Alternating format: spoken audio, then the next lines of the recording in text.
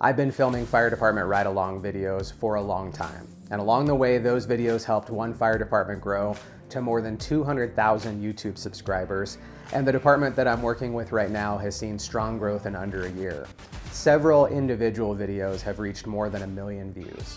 Now this video isn't about numbers, it's about my process. And today I want to walk you through how I plan, film, and edit ride-along videos in a way that's ethical, repeatable, and realistic for working public information officers.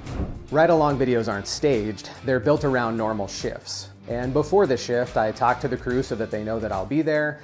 Expectations are clear, no one is being scripted. The moment that firefighters feel like they're on camera, you've already lost.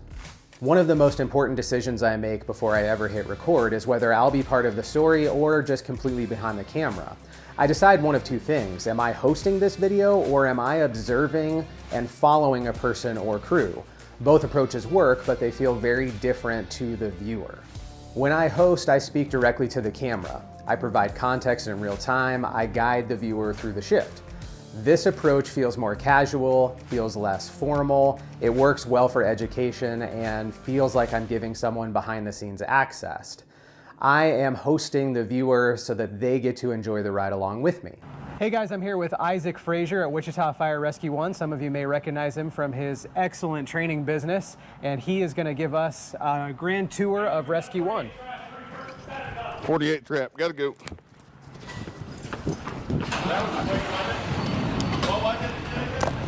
48, yeah. 31st and Seneca. Battalion 1, Battalion 2, Engine 12, Engine 19, Rescue 1, Squad 12, start for entry, accident, persons trapped, intersection left and on, south side entry, left reversing, south for entry, accident with persons trapped.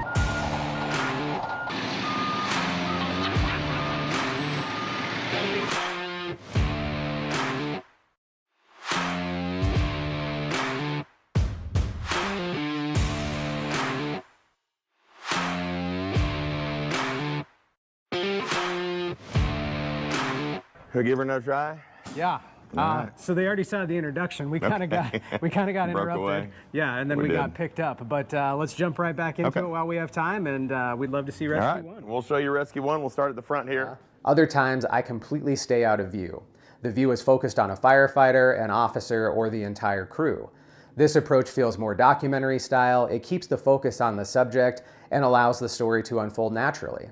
When I'm not on camera, the audience feels more connected to the person or the people that they're following. If you don't decide this up front, the story can feel inconsistent. Yes, sir. One child complaining of a hurt arm. Hurt arm. Yeah, we have one party complaining of a hurt arm.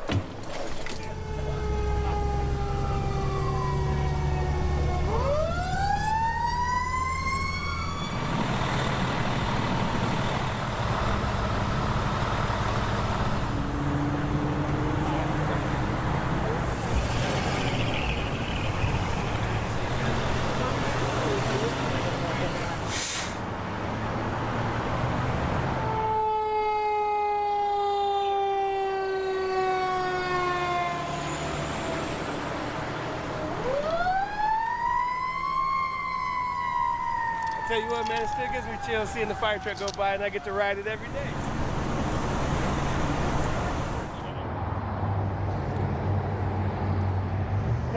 A lot of people look at the fire truck and they're like, oh man, all these guys do is fight fire, and that's not necessarily true. There's a lot of things that we do. So water leaks, car accidents, medicals is the majority of our calls, and fires do happen, but they don't happen just super often, right? I think that there's just a lot of newer construction, a lot of people that are well versed because we have a great prevention program. So I think that there's a lot of education that goes into it and prevention, and that's part of our job. Yep, you got it.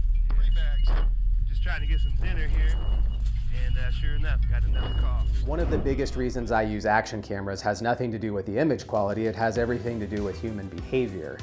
Earlier in my career, I filmed with larger cinema cameras and camcorders. They look great, but they change the environment instantly.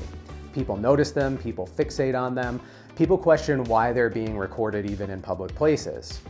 That moment of hesitation is where authenticity disappears. An action camera feels familiar, less threatening, it feels closer to a phone than a news camera, and sometimes I even do use my phone. People are more comfortable sharing their story that way. As a PIO, my goal isn't to capture footage, it's to capture the trust that people have in the process. I primarily shoot in 4K 24 frames per second. The 24 to 30 FPS range creates a cinematic look, natural motion, and a storytelling feel.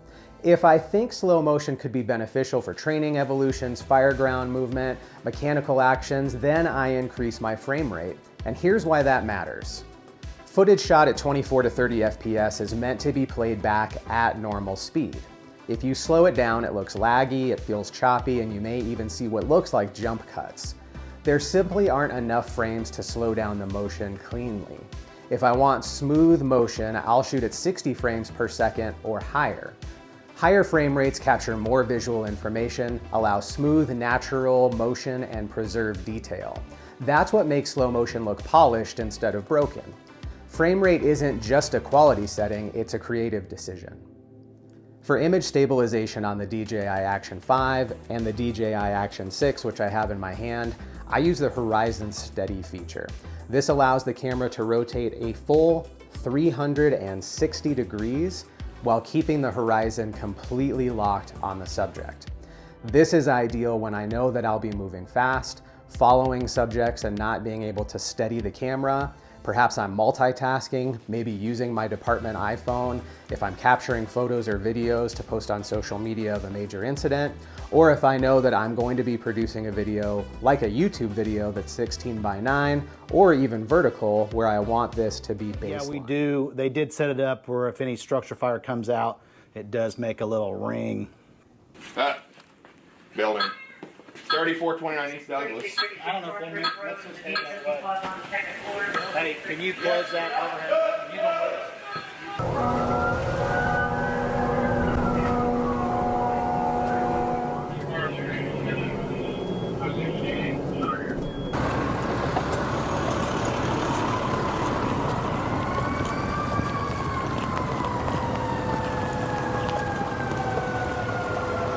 We're on scene right now. You can see smoke coming from the roof of this one-story building behind me. I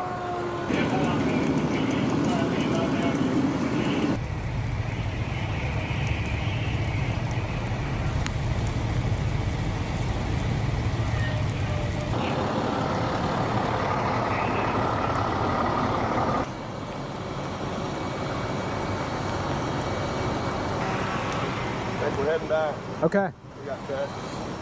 For low light environments, I use super night scene to try and improve the visibility and reduce noise. Overall, both the DJI Action 5 and the 6 here do incredibly well at night or in low light, even without that setting, but it does add some enhancement. For my power strategy, I shoot with a USB-C charging handle. This gives me an additional 7 hours of battery life, and there are physical control buttons which allow me to activate the camera, start and stop recording. It also has a USB-C and 3.5mm input for audio or additional accessories if I need them. I also carry batteries in a slimline DJI case. There's 3 of them. It shows me their charge levels. Like I said, I kind of have battery paranoia, but I've never complained about having too much battery, only not enough. As a solo content creator, aside from the A-cam or primary video camera that I have in my hand, I have found ways to be more cinematic in a way that's easy to manage. One of the best ways I do that is with a 360 cam, and in my hand right now is the Insta360 X4. It's a generation older than the newest one. The newest one definitely has some enhanced features, especially the ability to remove damaged lenses and replace them on your own.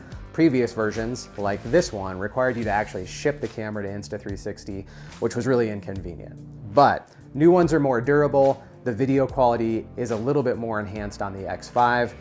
Personally, most of my camera lineup, I try and have the same brand. So if I ever decide to upgrade this, I'll likely go to DJI just so everything's in the same app and in the same ecosystem. That being said, this camera is very resilient and it has served me well. I typically find a place to mount this inside the fire engine, somewhere up front near the engineer or officer, because that's a view I can't see really well from the back seat when I'm holding my A camera. When I set this up, I can wake it up through the app, and when it wakes up, it goes through a little bit of a process. I see that it's on, and then I can hit the record button even from the back seat, and then I set it and forget it. The beauty about recording in 360 is it sees everything, and I will deal with that video footage later. It does not come with an app that you can use on a desktop or laptop, which is inconvenient, but editing software on my iPhone and certainly my iPad makes this actually a very enjoyable experience. And I can choose where I want the camera to look, where I want the camera to pan. It really gives more of a cinematic effect to my ride-along videos, and it requires very little work on my part when I'm riding along. Certainly some extra work on the back end though. Throughout my videos, you may also see some creative angles of trucks leaving the station, cameras mounted on bay doors, cameras just setting off to the side or on the floor as the truck leaves. And I try to come up with new ways to show these environments that oftentimes look the same. To the average viewer, a fire engine and a fire apparatus bay is pretty much the same thing every time. So if I'm shooting ride-along videos and I want them to look or feel different, I'll find creative places to set those cameras down. And when the tone goes off, I'll go and turn it on real quick, set it and forget it, get on the truck, do all my other things, and then leave. I will say that the more cameras that you add to your production, the more difficult it is in the editing process to tell the story. Everybody's budget is different, and if you don't have an equipment budget in your PIO shop, or if you don't even have a PIO shop, but PIO is one of your jobs, likely you have a smartphone of some kind that is capable of producing 4K video. And I would encourage you to use that as your one and only creative tool if it's all you have. There are many times that I have just used my iPhone to capture incredible video scenes because the best camera is the one that you have with you when you need it. Viewers will forgive imperfect video, they will not forgive bad audio.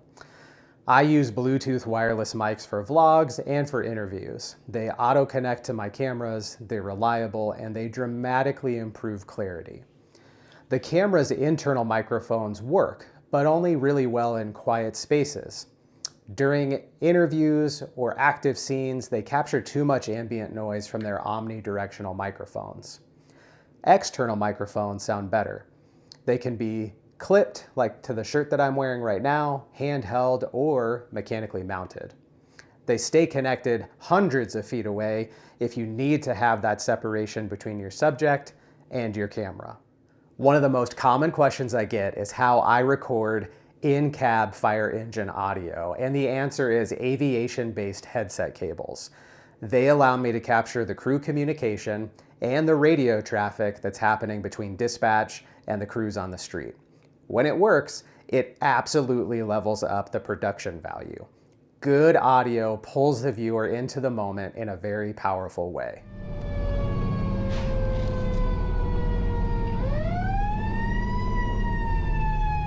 Central Florida Fire Dispatch. Major 4. You're gonna have medic 107 and basic 512 going with you. This is for a 3 to 4 vehicle crash. You have PD on it. They are not yet en route. Unknown extent of the injuries at this time, but you'll be looking for a white, gray, and black SUV. Yeah, sweet. Major 4 copy. Look at all these people. Dazzy, let's flip around and walk. Or you could just dive in there. That'd be fine too. That's gonna take a while. Just get that bumper out of the road for us too, would you? Medic 107 on the scene. Medic 107. Dispatch reports on the scene of a 3 vehicle accident. Minor or moderate damage will be investigating. Go ahead. Let's just give me a minute. So when I get to the fire engine, I bring along my own headset. I plug the USB-C end into the camera, either my Action 5 or 6. And on the other end of this cable, I have a male and female adapter. The male end from my headset plugs in here. This plugs into the control box in the fire engine, and there should be one located near the seat that I sit in. Plug this in, check the audio volume, and that's the volume that I'm going to hear in my headset, and the same level of volume that's going to go to my camera. Now that I got my frames per second set up, my headset and audio are set on the fire truck, it's time to provide some establishing shots of what's happening. They provide context and help the viewer feel present. I'll do station exteriors, maybe quiet streets, the weather, the kind of lighting that's outside. Without those establishing shots right away, the viewer feels dropped into chaos. So as my storytelling evolves, I'll show the environment that we're in to help set the stage. Good morning from Firehouse 1 in Wichita, Kansas. According to Firehouse Magazine's National Run Survey, this is the second busiest firehouse in the country, responding to over 28,000 calls a year. I got here 20 minutes ago and we had a walk-in medical assist. And before I could even start my intro, we jumped on Tower 1 and Battalion 1 responded as well to a reported structure fire, and we're just getting the day started. Not every shot needs to move. Sometimes I lock the camera off and I let apparatus drive through the frame, let crews walk past me, and let motion happen naturally. Letting movement happen through the frame often feels more cinematic than chasing it, and it's certainly less distracting.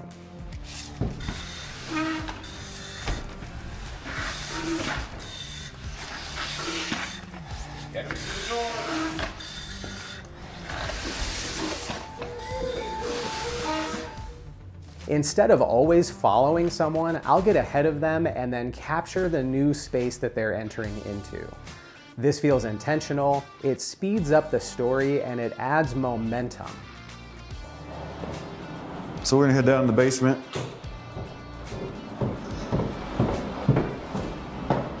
So just directly to your right, my left, is our workout room. So At some point in this video project, we're leaving the firehouse. I film from public places, in public view, but never where there could be an expectation of privacy or Fourth Amendment concerns.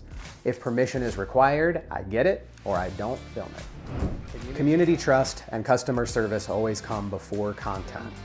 I'm holding a camera while someone might be having one of the worst days of their life.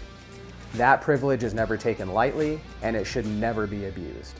Yeah, so the engine company got here and immediately started assessing the patient.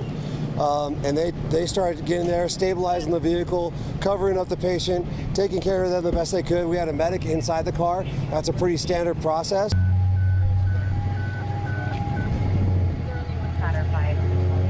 After request of Engine 5, who is Chambers Command for extrication on a crash at East 6th Avenue and North Chambers Road.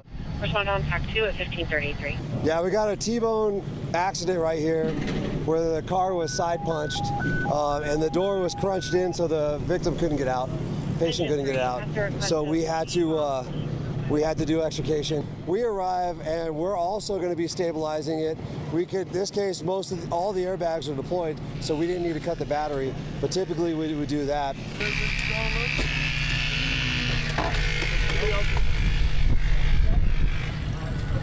Hey, let's bring your... Backward or no? Yeah.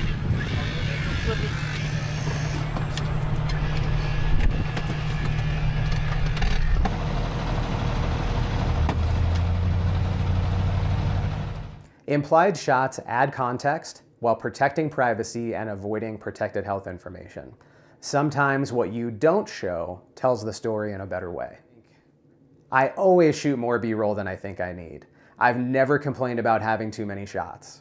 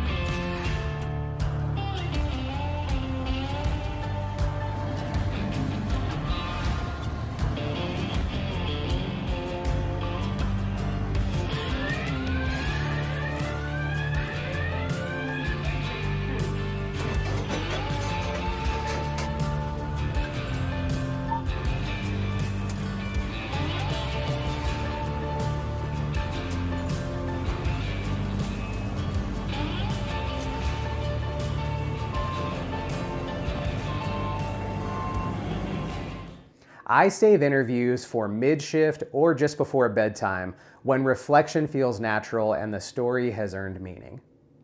It's oftentimes easier for people to open up when we can talk about specific moments in the day that I captured on camera. I got a FaceTime from my son. He's a 8-year-old little dude. He's my guy. And so I just wanted to talk to him real quick. He told me that he saved a turtle crossing the street, and it's just, he's my guy. So any chance that I get to answer a FaceTime or a phone call or a text from him, I'm gonna do that. But you know, being away from him and holidays and weekends and whatever else, missing sport events, it's hard. It can be challenging, but we all knew what we were getting into, and it's a part of it, and he understands it now, and he I think he has a sense of pride in that also. My primary editor is Final Cut Pro, but when speed matters, the DJI Mimo, Insta360, and iMovie apps on mobile work very well. Mobile editing is a valuable skill when turning quick public messaging from working incident scenes when time matters. I like to teach the 4x10 method, where I take 4 different 10-second clips from different angles. I put those together in iMovie and I post them to social media. It provides a nice visual package for the media to pick up, and more importantly, for our community members to get a better idea of what's actually happening at the scene of this incident.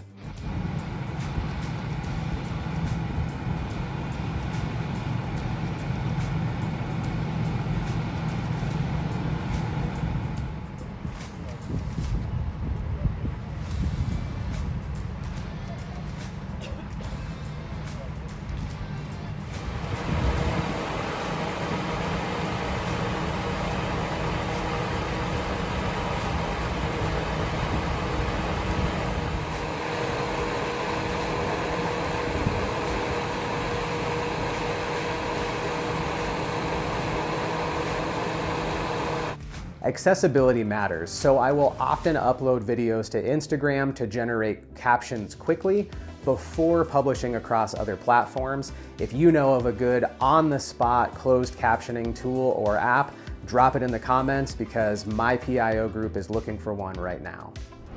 One of the most common questions I receive is, how long does it take me to edit ride-along videos? And generally speaking, every 1 minute of polished video that you see in the final production took 1 hour of editing to get to that point. So the average 20-minute video took me 20 hours to create and make what you see. Before publishing, I listen on headphones, laptop speakers, and my phone. Audio can sound very different depending on the device that people are listening on. YouTube analytics will tell you where your audience watches most so that you can mix accordingly. I know that on my fire department's YouTube channel, more than half of the viewers are watching on TV, so it's important to hear audio from that perspective. Speaking of the audience, publishing isn't the end, it's the beginning of the feedback loop. I pay attention to comments, questions, messages, and repeated themes. If people keep asking the same thing, that's a direction I should go. It takes courage to step in front of the camera and press record. Feeling awkward is normal, and self-doubt is normal. Don't put too much pressure on yourself. Don't let the metrics stop you from telling meaningful stories. Your job isn't to win the algorithm, it's to serve your audience, which puts us as PIOs in a very unique place as content creators. The encouraging part is that YouTube actively surfaces small channels as it looks for new voices. Consistency builds confidence, and confidence comes from the reps. I'll also be doing a full video soon focused specifically on incident scene photography and videography, what to capture, what to avoid, and how to balance storytelling with ethics. If you have questions about that, leave them in the comments and let me know what you want to see covered. I also welcome you to suggest future video topics, because your questions help shape what I will make next. Tell the story, press record, learn as you go. If you're a PIO working to tell your department story, I hope this helps shorten your learning curve a little bit.